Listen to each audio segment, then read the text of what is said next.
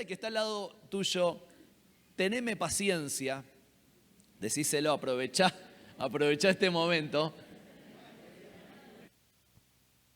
Oh, me cortaron el micrófono justo, no sé si fue algo intencional. Teneme paciencia, Dios no terminó conmigo.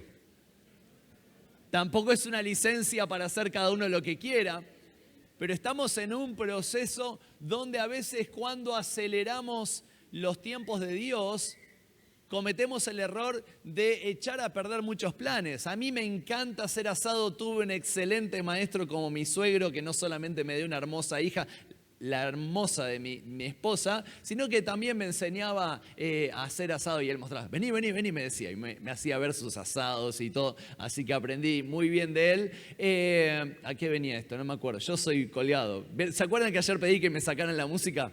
Y hoy no hay música y también me colgué. ¿Qué estaba diciendo? No me acuerdo.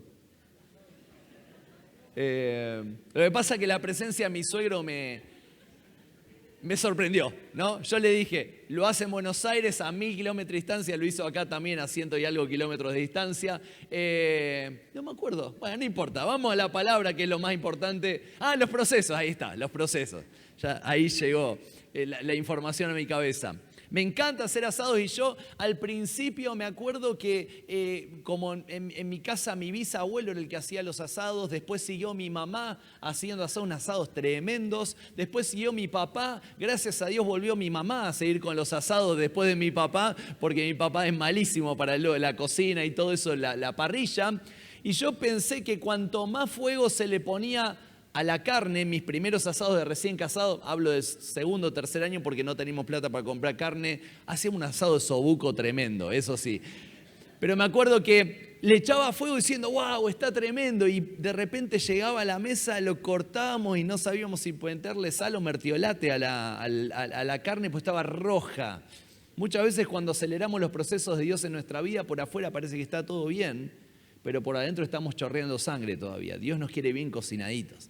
Nos quiere bien en un punto justo, que es justamente lo que conoce el Señor de nuestros corazones. Así que entender los procesos de Dios, y eso es lo que hablábamos hoy del apóstol Pablo, también entender la transformación que él tuvo. Pero en esta noche quiero hablar acerca de un profeta, uno de los más referentes del Antiguo Testamento, sino más el referente principal del Antiguo Testamento, que es Elías. Y me gustaría que vayamos juntos a Primera de Reyes, capítulo 19, versículos 1 al 14.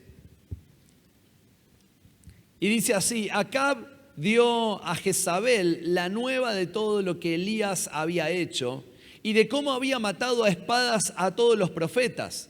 Entonces envió Jezabel a Elías un mensajero diciendo: así me hagan los dioses y aún me añadan, si mañana a estas horas yo no he puesto tu persona como la de uno de ellos. Viendo pues el peligro, se levantó y se fue para salvar su vida, y vino a Berseba, que está en Judá, y dejó allí a su criado. Y él se fue por el desierto un día de camino, y vino y se sentó debajo de un enebro, y deseando morirse dijo: basta ya, oh Jehová, quítame la vida, pues no soy mejor que mis padres. Nos encontramos en el año 870 a.C. aproximadamente, y ya hacía unos 60 años que lo que era Israel, el pueblo de Israel, la nación de Israel se había fraccionado en dos partes. Tenemos un mapa para entender un poquitito, sí, está bien ese mapa. Tenemos lo que era el reino del norte, lo que se conoce como Israel, o en este tiempo se conocía como Israel, donde Elías estaba en ese tiempo, y el reino del sur, que era Judá. Estos reinos habían partido ya 60 años antes de lo que estamos leyendo, lo que recién acabamos de leer en esta historia de Elías, Jezabel y Acab.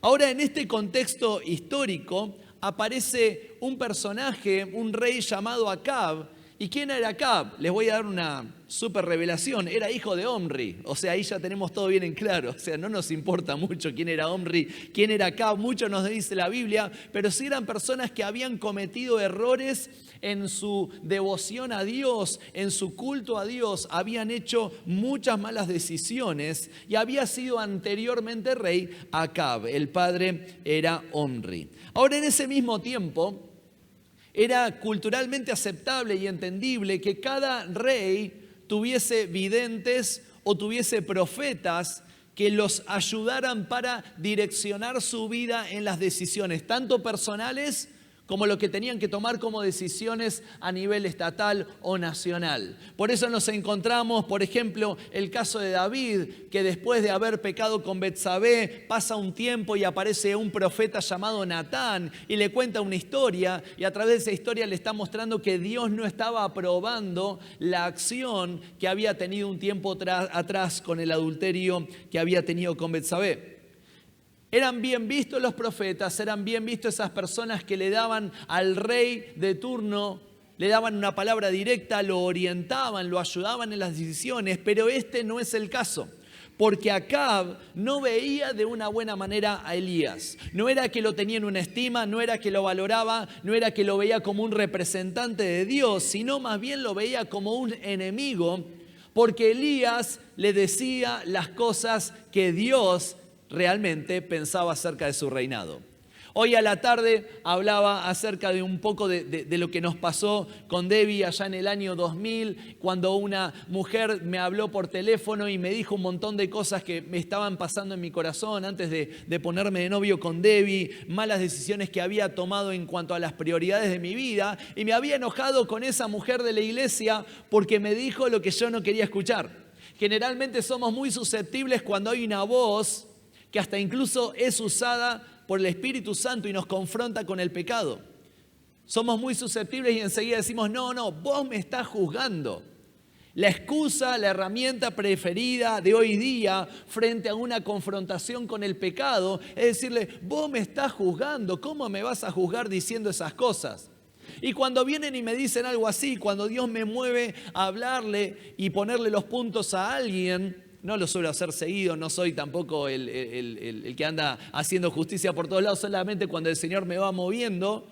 En un par de ocasiones me encontré que alguien me dice, ay, pero vos me estás juzgando con lo que me estás diciendo. Y yo agarré y le dije, no, yo no te estoy juzgando, te estoy diciendo lo que dice la palabra del Señor. Te juzgaría si te dijera lo que piensa mi corazón, pero te estoy diciendo lo que dice la palabra, así que relátela con el Señor directamente. Estamos muy susceptibles cuando se nos confronta con la verdad, y esto era lo que estaba pasando con Acab y con Elías. Elías le venía diciendo a Acab los errores que estaba cometiendo en su reinado, y esto lo ponía de la vereda enfrente y lo estaba viendo como un verdadero enemigo. Ahora, el personaje influyente en esta historia no es tanto Acab, sino como su esposa, una mujer terrible llamada Jezabel. Jezabel, ¿no? Tenía voz de locutora al final, ¿no? Ya el nombre asusta. Espero que nadie se llame Jezabel acá en el medio, si no estoy metiendo la pata hasta acá arriba. Pero ya el nombre asustaba, y peor todavía su temperamento. Y sabemos quién era la que gobernaba en el palacio. Algunos dicen, no, Acab era la cabeza, sí, pero Jezabel era el cuello y lo movía de donde quería hacia donde deseaba y terminaba tomando las decisiones. Lo cierto es que esta mujer era el resultado de una alianza que había realizado Israel con Sidón, esas famosas alianzas para establecer paz o para garantizar la paz entre diferentes naciones. Y obviamente esta mujer no era temerosa de Dios, no era una mujer que respetaba la religión de los hebreos, sino que estaba de la vereda del frente. Había llevado un culto a Baal, tenía sacerdotes, más de 700, 800 sacerdotes que adoraban a Baal y le rendían culto. Y esta mujer es la que estaba dominando el pensamiento de Acab, su esposo. Pero tenemos del otro lado un gran protagonista y es llamado Elías. Un hombre que no se presenta con mucha pompa. No se hace una introducción acerca de qué linaje venía, cuántas generaciones provenían confesando a Dios como Salvador. No se nos dice nada de eso, solamente se nos dice que provenía de la región de Galaad. Ahora, este hombre, Elías, muchos conocen la historia, es una de las historias tal vez más conocidas de la vida de Elías. Era una persona que venía de una serie de victorias continuas, venía con una racha tremenda de victorias. Le había profetizado victorias hablando acerca de haber cumplido la voluntad de Dios, no con cosas gratas, sino de haber cumplido las expectativas de Dios. Le había profetizado a Acab que no iba a llover ni iba a caer rocío por algunos años y eso se estaba llevando a cabo. Luego de eso es llevado a un arroyo y era alimentado por cuervos durante un montón de tiempo. Estaba viendo la mano milagrosa de Dios sosteniéndolo aún en el momento de mayor crisis en su vida. Cuando el arroyo se seca, viaja a Sarepta, se encuentra con una viuda, le pide comida y vuelve a Samaria. Incluso en esa hay una provisión, una multiplicación del aceite y pasaba algo milagroso lo que estaba sucediendo con esos alimentos que estaba recibiendo. Ora por el hijo de la ama de casa que se había muerto y es resucitado. Imagínense una persona que viene con todas estas manifestaciones espirituales una tras otra, una tras otra. Ahora vuelve a Samaria y se presenta ante Acab y es acusado de la sequía. En lugar de haberle dicho a Acab, qué bueno que estás entre nosotros, qué bueno que viniste, profeta, qué es lo que tenés preparado para nuestras vidas, Acab lo agarra y lo acusa de haber generado la sequía que estaba viviendo el pueblo del norte. En Primera de Reyes 18:18, Elías le responde a Acab y le dice, yo no he turbado a Israel, sino tú y la casa de tu padre, dejando los mandamientos de Jehová y siguiendo a los Baales. Elías le pone los puntos. Le dice, vos me estás acusando a mí de que yo generé una sequía, pero esto no es mi responsabilidad, yo no tengo nada que ver con esto, yo fui simplemente un mensajero, la culpa la tenés vos, la tienen tus padres por haberse desviado del propósito divino, por haberse desviado de lo que Dios quería para sus vidas. Las malas decisiones en nuestra vida siempre van a repercutir en malas consecuencias. Y hay veces que no hay grandes malas decisiones, sino hay pequeñas y multiplicadas malas decisiones que nos llevan a grandes malos desenlaces. Vuelvo a repetir esto, no existen las grandes malas decisiones, sino son las pequeñas decisiones que vamos tomando día a día que nos terminan desviando de los propósitos divinos. Me encanta la construcción, hoy lo contaba a la tarde. Me encanta la arquitectura, todo lo que tiene que ver con la albañilería y eso. Y cuando estábamos construyendo hace casi 20 años atrás en la iglesia donde estamos ahora, veía que ponían un hilo ahí y yo, muy ignorante de todo, le pregunto, ¿por qué ponen ese hilo? Y bueno, eso es para mantener la plomada, para no irnos, tenemos 5 pisos en la parte de adelante de la iglesia, para no desviarnos desde el último piso al primero y mantener una plomada correcta. Ahora, en un edificio de 1 o 2 pisos, una diferencia de un par de centímetros no afecta demasiado a la estructura. Pero cuando hacemos un edificio de 100 pisos, de 150 pisos, una diferencia de centímetros desde la base puede generar un desastre total. Por eso en la vida del cristiano, uno no tiene que preocuparse por esas grandes malas decisiones que puede llegar a tomar. Uno tiene que decir, Señor, ayúdame que en cada paso que vaya dando, día a día, pueda cumplir tu voluntad. Señor, no quiero moverme ni siquiera un centímetro de lo que vos tenés preparado para nuestras vidas. Si queremos evitar grandes malos desenlaces, tenemos que aprender a cuidar los pequeños pasos que vamos dando día a día. Entonces, en medio de esta acusación que él recibe, está el famoso desafío a los profetas de Baal y hacen ese holocausto con los bueyes y con fuego que pretendían que viniera de parte de su Dios. Y hasta ahí Elías incluso se burla de ellos, le dicen, tal vez su Dios está un poquitito ocupado haciendo otras cosas de mayor trascendencia y no les da importancia.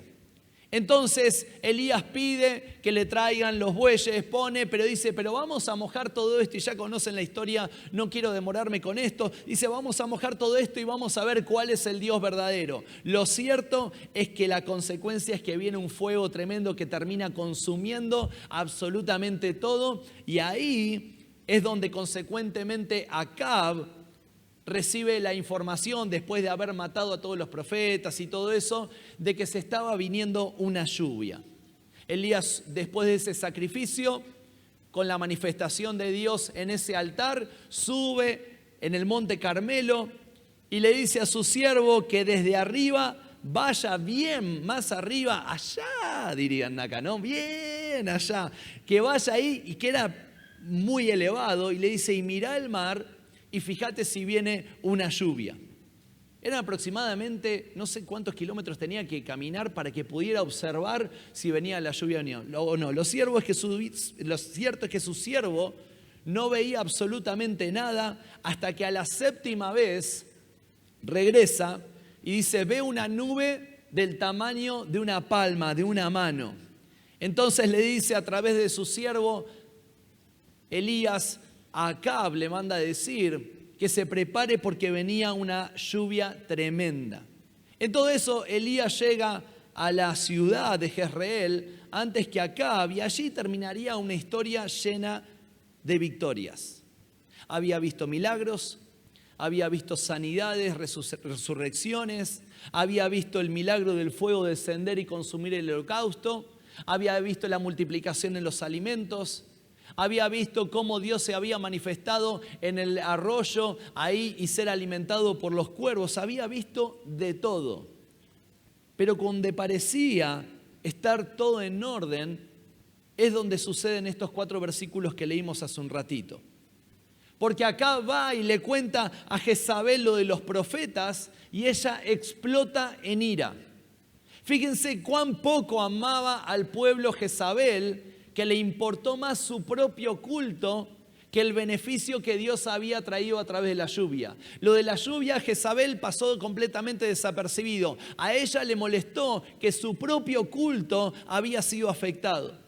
Hay personas en la vida donde no le importan, a quienes no le importan los beneficios que la iglesia puede recibir a través de un obrar del Espíritu Santo, donde el Espíritu Santo irrumpe. Le importa su pequeño cultito, su pequeña quintita, y esa es una persona que no edifica en la iglesia, sino que está para dividir en la iglesia. La persona que verdaderamente conoce el propósito de Dios, conoce la voluntad y tiene un corazón abierto y generoso, es aquella persona que se goza cuando la iglesia está recibiendo beneficios, cuando el hermano que vive al lado está recibiendo beneficios, cuando la persona que hasta cuesta tolerar dentro de la iglesia está recibiendo alguna bendición. Esa es la persona que construye una iglesia.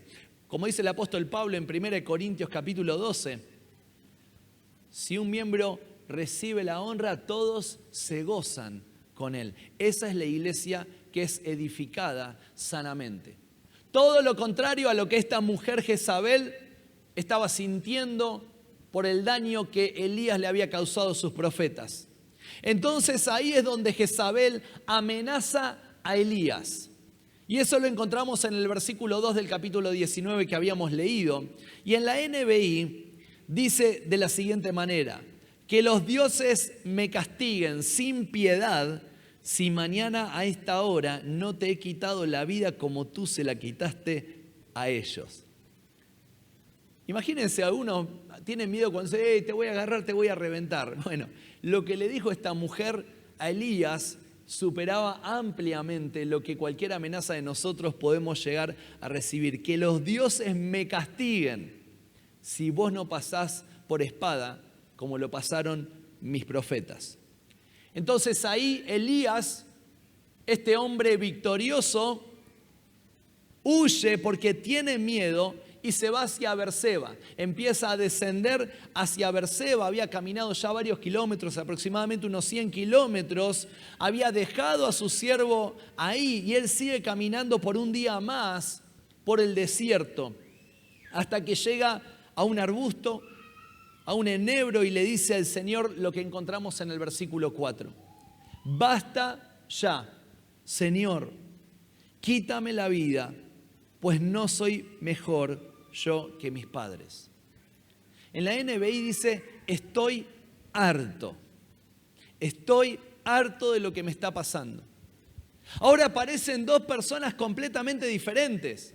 El Elías que venía de profetizar, el Elías que venía de cerrar los cielos, el Elías que venía de abrir los cielos nuevamente, el Elías que había levantado los muertos, el Elías que había visto milagros, el Elías victorioso sufre una amenaza y le pega tan profundo, sufre un acoso de parte de esta mujer y le pega tan en lo profundo que entra en una especie de depresión, de angustia, donde dice, basta, basta, Señor, ya no aguanto más. ¿Cuántos han pasado alguna temporada, o tal vez están pasando alguna temporada después de haber visto un montón de manifestaciones de Dios, en las cuales pareciera que una situación tras otra empiezan a golpear la vida, empiezan a afectar la vida, empiezan a golpear nuestro corazón de tal manera y tan profundo que uno dice, Señor, por favor, ya no aguanto más esto, no aguanto lo que me está pasando. En la pastoral, en el liderazgo, muchas veces nos toca vivir seguidillas que decimos, Señor, me está dando el enemigo por todos lados. Ya no tengo parte que no me haya golpeado. Y dan ganas de largar absolutamente todo, dan ganas de largar la toalla y decir, bueno, ya está, no quiero saber más nada con esto. Debbie siempre me contaba de mi suegro, y que te honro, suegro, Olinto, el pa, el viejito, como le digo yo, porque sos una persona que no solamente marcó mi vida, sino que la hizo con los pastores y con un montón de gente. Y yo sé los momentos difíciles que a él le tocó transitar en el área ministerial.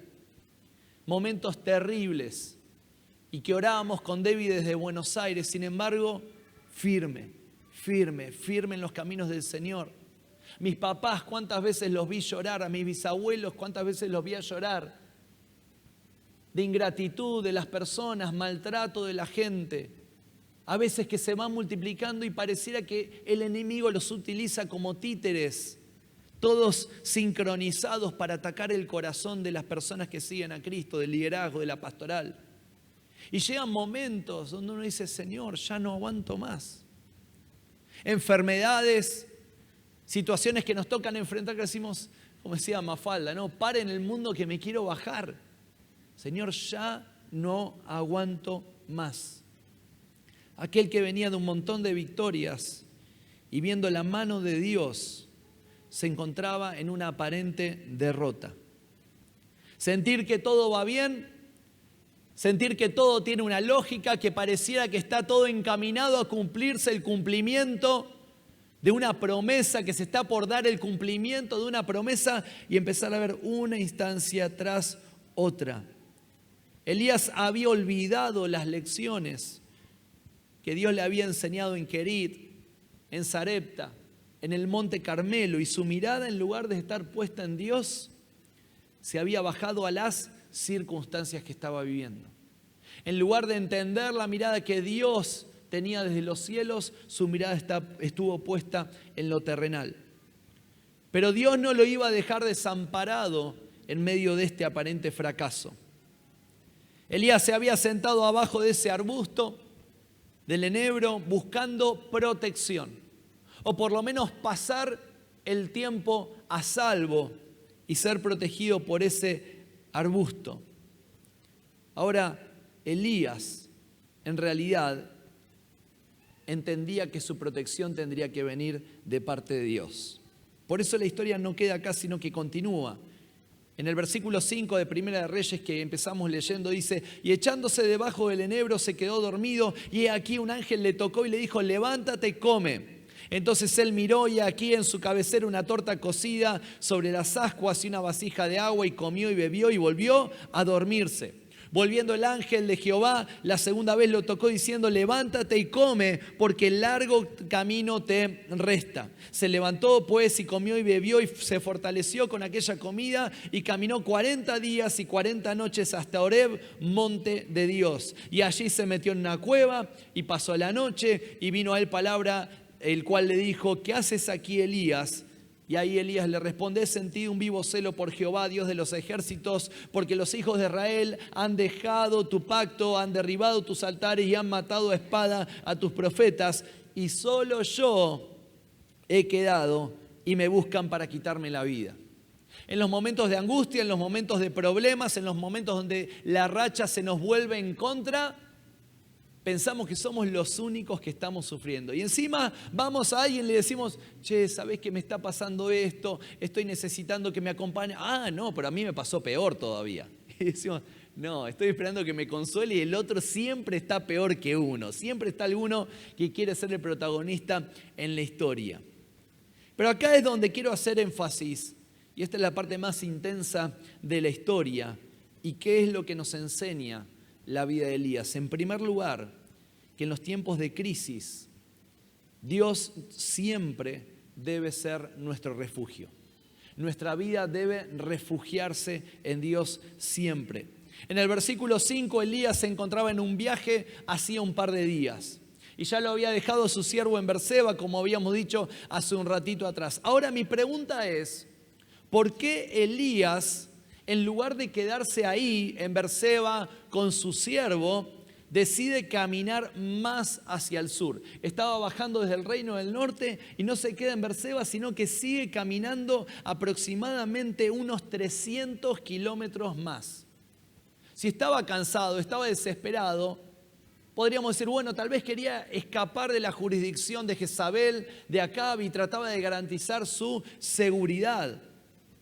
Es porque el destino final de Elías era Horeb. Ahora podemos escuchar la palabra Horeb y no la podemos identificar de manera clara, pero en realidad Horeb era el mismo lugar que el monte de Sinaí, era el mismo nombre con el que se llamaba al monte de Sinaí. ¿Y qué es lo que había sucedido muchos años antes en ese mismo monte? Fue el lugar donde Moisés tuvo un encuentro potente con Dios. Fue uno de los lugares más significativos y sagrados para los israelitas.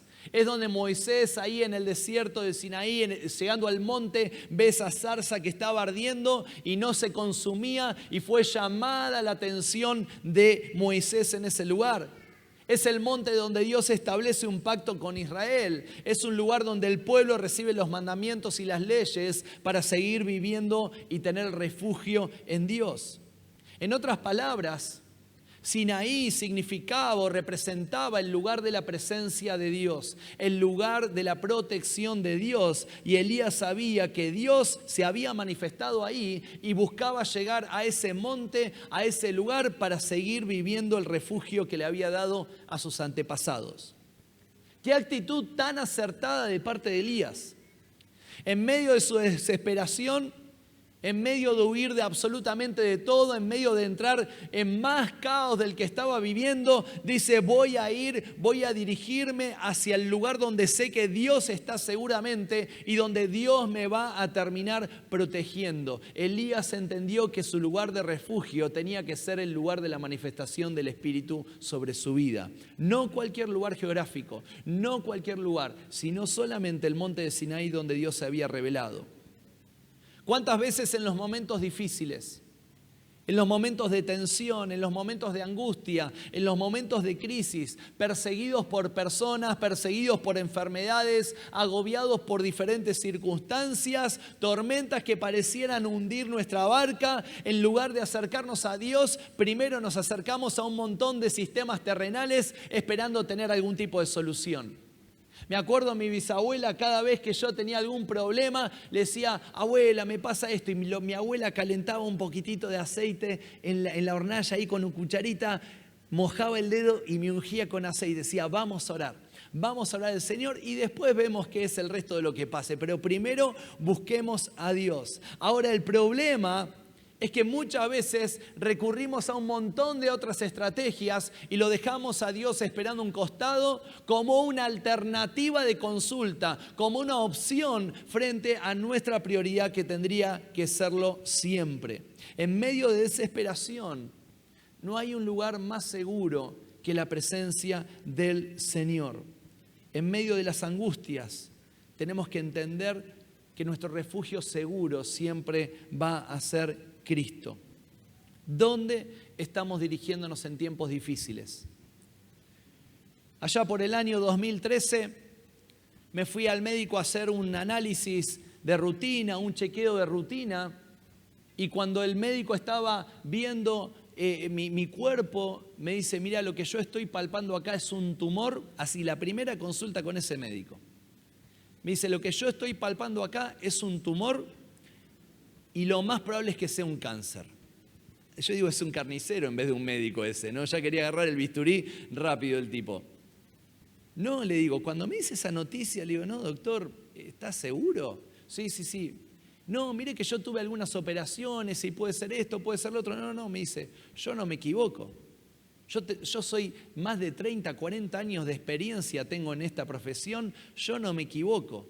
Así que hay que operar rápido porque esto tiene un mal aspecto, vamos a intervenir. Agarró el teléfono y llamó a la secretaria y dice, dame un turno para los prequirúrgicos, Y yo le agarro y digo, espere un poquitito, me quiere preguntar qué quiero hacer yo en un momento. Y fue un baldazo de agua fría. Me acuerdo que ese día no quise volver del médico, yo esperando y diga, bueno, seguí tu vida bien, está todo tranquilo. No, me dice, esto es un cáncer. Me acuerdo que no quise ir a casa, que estaba Debbie con los chicos, y me voy a la casa de mis papás. Y estaba mi papá, y mi papá sabía que iba al médico. Me dice, Fer, ¿qué te digo? ¿Qué te dijo el médico? Me dice, papi, me dijo que estoy con cáncer. Me dijo que vamos a hacer unas evaluaciones, pero que tengo un tumor y es cancerígeno. Y mi papá me abraza fuerte y se me vino todo al piso. Y en ese momento no presté ni atención a lo que me decía mi papá, solamente escuchaba el abrazo y el gemido en su voz. Y me acuerdo que cometí el error de empezar a googlear. Los que se ríen han hecho lo mismo frente a una mala noticia. A ver qué me dice el laboratorio, ¿esto qué significa? Y empiezo a buscar y uno empieza, ¡ay Dios! Ya tengo que mandar la tarjeta de invitación a mi velorio, ¿no? Ahí directamente, Y empecé a decir, a ver qué tratamientos hay, qué alternativas podría haber. Y empecé a buscarle una solución terrenal. Pero después de eso me acordé lo que me había dicho mi papá mientras me abrazaba. Me dice, Fer, sos el hijo de Dios, sos su pertenencia y todavía Dios tiene propósito con tu vida porque no se ha cumplido todo lo que Él puso en tu corazón. Así que quédate tranquilo. Claro, en ese momento mi papá me lo dijo, después me confesó que por adentro estaba destrozado, pero me quiso dar una palabra de ánimo por afuera. Pero qué desesperación que me agarró y no fue lo primero que hice buscar qué era lo que Dios decía, sino tratar de buscar una solución terrenal. Después de 2 semanas, un poquitito más, cuando me dieron todos los resultados, voy al médico, no quise ni abrirlos, le muestro y me dice, abre los ojos grandotes, dice, bueno, dice, no es un cáncer, dice. Pero por las dudas vamos a operar, a ver si... No, le digo, con usted ya no quiero ver, no quiero verlo nunca más. Y yo pienso 2 cosas, o que Dios avergonzó la soberbia de una persona, pero también que Dios pudo haber hecho un milagro y hoy puedo seguir contándolo sin ningún problema.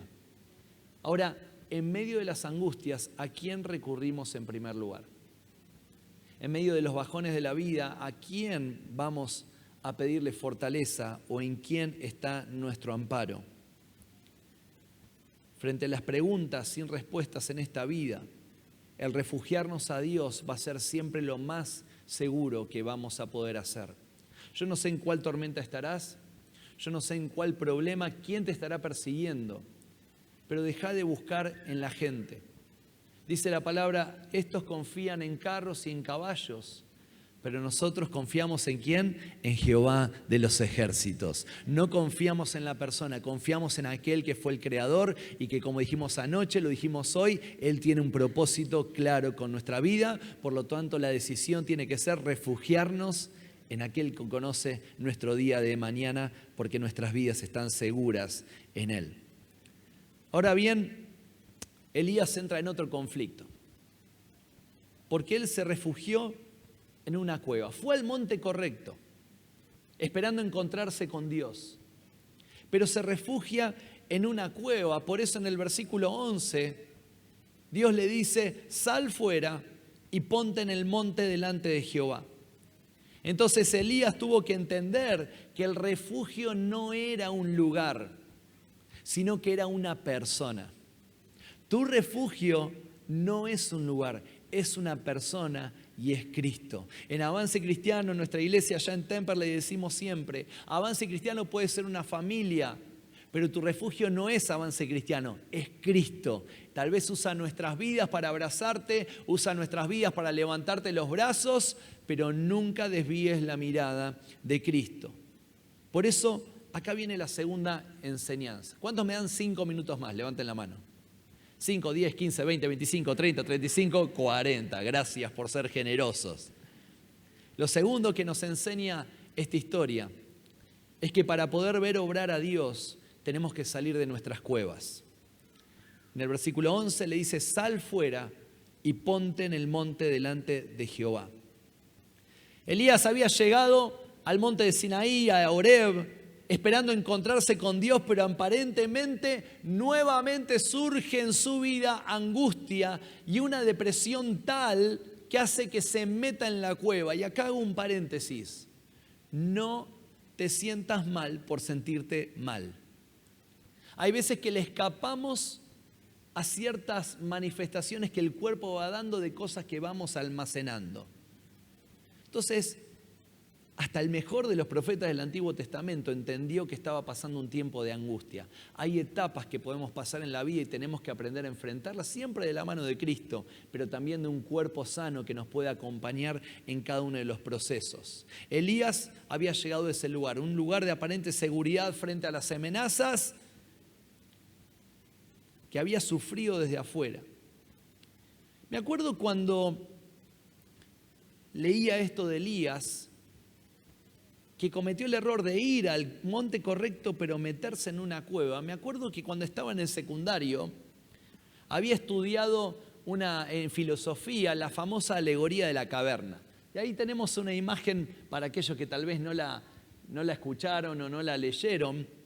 Esta alegoría de la caverna de Platón contaba la historia de un hombre o unos hombres que estaban, a la izquierda se ve la imagen, enganchados a unos grillos, ahí a unas, ¿cómo se llama? Cadenas, ahí está, a unas cadenas, y por atrás tenían una fogata, y entre medio de la fogata y ellos había un muro y había gente que pasaba con diferentes imágenes, diferentes formas. Entonces los que estaban ahí encadenados de toda su vida, lo que conocían de la realidad eran sombras, y para ellos la vida eran esas sombras. No conocían absolutamente nada. Hasta que en un momento uno de ellos se suelta y sale y se encuentra que la vida era completamente diferente. Para ellos el mundo, el único mundo real, era el que veían en la cueva, representado en sombras. Pero después de haberse soltado, se daban cuenta que había un mundo completamente diferente. Muchas veces nos pasa esto a nosotros. El ver las cosas desde una perspectiva incorrecta, una perspectiva distante a la perspectiva divina, nos lleva a ver sombras. Sombras que pensamos que son la realidad. Y ahí es donde debemos escuchar prudentemente la voz de Dios y no dejarnos llevar por lo que entienden nuestros sentidos. ¿Se acuerdan? Anoche hablamos acerca de que los prejuicios pueden entorpecer la manifestación de Dios sobre nuestras vidas. Esas sombras que se levantan y empiezan a hacernos creer que la realidad que estamos viviendo es la única. Entonces es ahí donde en la cueva el Señor le dice, no a la de Platón, sino la de Elías, le dice: salí de ahí, Elías. En otras palabras, es como si Dios le estuviese diciendo a Elías: mientras estés metido ahí adentro, Elías, vas a seguir viendo sombras de la realidad. No vas a estar viendo la realidad, vas a creer que estás viendo lo único que existe. Salí de ahí. Entonces Elías sale de ese lugar y se acerca al monte de Jehová. Y ahí pasa algo interesante. Porque Elías tenía que entender algo más, no solamente salir de la cueva para no quedarse viendo sombras, sino también pasa lo que relata a partir del versículo 11. Dice: y ahí que pasaba un grande y poderoso viento que rompía los montes y quebraba las peñas delante de Jehová, pero Jehová no estaba en el viento. Y tras el viento un terremoto, pero Jehová no estaba en el terremoto. Y tras el terremoto un fuego, pero Jehová no estaba en el fuego. Y tras el fuego que vino un silbo apacible y delicado. Y cuando lo oyó Elías, cubrió su rostro con su manto y salió y se puso a la puerta de la cueva. Y aquí vino a él una voz diciendo: ¿qué haces aquí, Elías? Elías seguía creyendo que Dios se tenía que manifestar de una manera específica. Y vienen tres manifestaciones: viene el viento, viene el terremoto y viene el fuego. Ahora, esas tres formas de manifestación eran las mismas que habían sucedido en el Sinaí con Moisés. Entonces era como que Elías estaba diciendo: bueno, perfecto, salgo de la cueva y estoy esperando que Dios se mueva como yo quiero que se mueva, o como me contaron que se tenía que mover. Tal vez viene con un terremoto y esperaba el terremoto y dice: ahí viene el Señor a liberarme, y no venía en un terremoto. Dice: bueno, en el Sinaí también hubo un viento fuerte y tampoco estaba la manifestación de Dios, la salvación de Dios a través de ese viento fuerte. Y de repente, cuando hay un fuego, dice: tal vez es el mismo fuego que hubo en el Sinaí o es el mismo fuego que hubo en el Carmelo, y el Espíritu Santo no estaba en el fuego. Y me imagino Elías la cara de desorientación que tendría, diciendo: si todas estas maneras es como Dios estuvo manifestando antes, ¿qué es lo que pasa ahora? Salgo de la cueva y no se está repitiendo la misma forma de victoria, la misma forma de revelación, no se está repitiendo lo mismo. Señor, ¿dónde estás en todo esto? Hasta que viene un silbo apacible y delicado. En otras palabras, Dios lo que le estaba diciendo a Elías era: Elías, yo me manifiesto y respondo como quiero. No es como vos querés. No es de la forma en la que estás acostumbrado. No es de la forma que te enseñaron. Es como yo quiero. Y me imagino a Elías diciendo: pero vos, Señor, tendrías que hacer así, asá, dándole órdenes de cómo tendría que proceder. Y el Señor le dice: no. Un silbo apacible es lo que te va a fortalecer nuevamente para poder volver a tu lugar de origen. Pero parece que el bajón emocional de Elías era mayor y tenía un sentimiento de soledad inigualable. Por eso plantea a partir del versículo 14 y le cuenta como si Dios no supiera que Israel había dejado el pacto de adoración con él y que había un montón de idolatría, y al final termina diciendo: y solamente yo estoy de esta manera. ¿Qué era lo que le estaba diciendo Elías? Me está pasando de todo y yo soy el único que siguió tus mandamientos, el único que está intachable. Ahora el Señor le responde a Elías y le dice: andá y volvé. En el versículo 15 dice: ve, vuélvete por tu camino por el desierto de Damasco. El equipo de alabanza, si puede estar pasando, por favor. Y llegarás y ungirás a Hazael por rey de Siria. A Jehú, hijo de Nimsi, ungirás por rey sobre Israel. Y a Eliseo, hijo de Safat y de Abel Meola, ungirás para que sea profeta en tu lugar. Y el que escapare de la espada de Hazael, Jehú lo matará. Y el que escapare de la espada de Jehú, Eliseo lo matará. Y el versículo 18 es fundamental y dice: y yo haré que queden en Israel 7,000 cuyas rodillas no se doblaron delante de Baal y cuyas bocas no lo besaron. Frente a esa soledad que Elías estaba planteando, frente a esa crisis en la cual se sentía el único estar sufriendo, el Señor le responde y le dice: Elías, quédate tranquilo. Solamente caminá por donde yo te digo. Solamente obedecé mi palabra. Pero yo soy el único que está viviendo esto. Yo soy el único que está enfrentando este problema. No sos el único, Elías. Hay 7,000 que todavía no doblaron sus rodillas y van a ser de pueblo para vos, de una ayuda y de un aliento para tu vida. Dios siempre tiene los recursos. Dios siempre provee los recursos enteros para poder cumplir con sus propósitos. ¿Qué le responde el Señor? Todavía hay gente que me busca. Todavía hay gente diferente. Elías, no estás solo. Dios trabajó de una manera increíble con la frustración de Elías. Una frustración que tenía que ver o que tuvo origen en una sola amenaza. Una persona que venía de un montón de victorias triunfos enormes, de repente empezó una racha tras otra negativa, empezando por la amenaza que estaba corriendo su propia vida.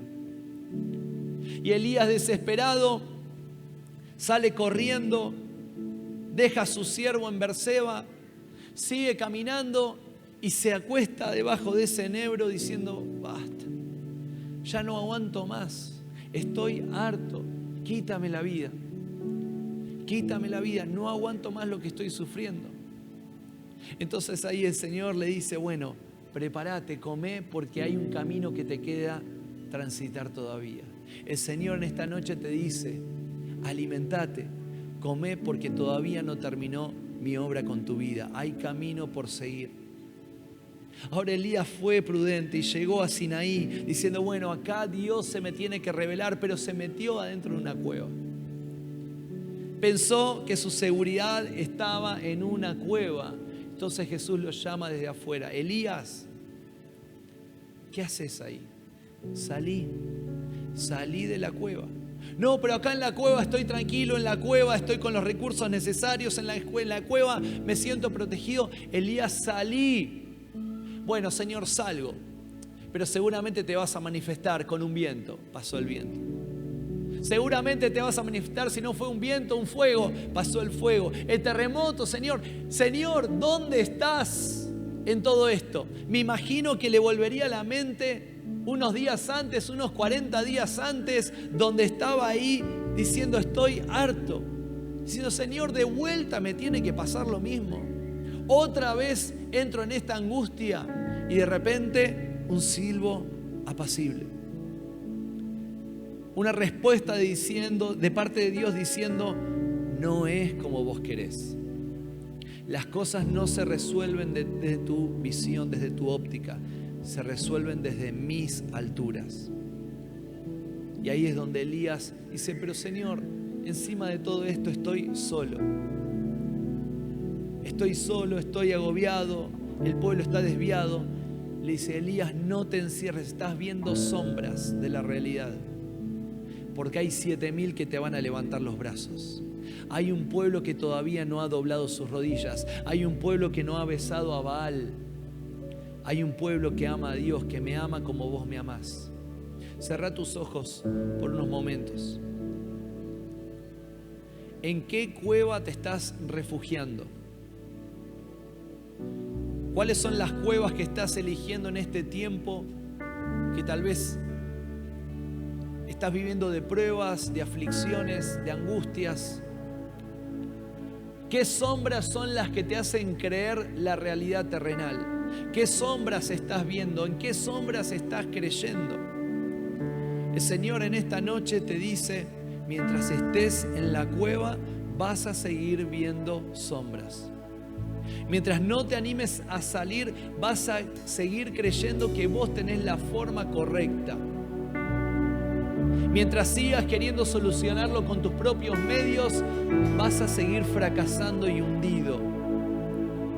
Elías no es como vos querés. Elías no es en tus tiempos. Elías no es a tu forma. Elías es a mi forma. Tal vez no sea un terremoto. Tal vez no sea un viento. Tal vez no sea un fuego. Tal vez es un silbo apacible.